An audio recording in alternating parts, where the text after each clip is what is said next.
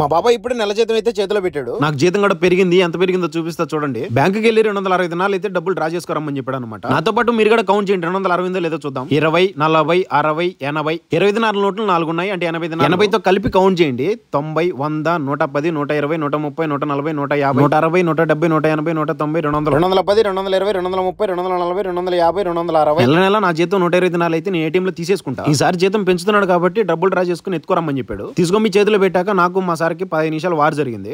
జీతం నువ్వు ఇంటికి వెళ్తున్నావు కదా, వచ్చిన తర్వాత పెంచుతానన్నాడు. వచ్చిన తర్వాత ఎలాగో పెంచుతారు కదా, ముందే పెంచేయండి అని చెప్పా. ఎంత కావాలి అంటే 150 దినాలు అడిగా.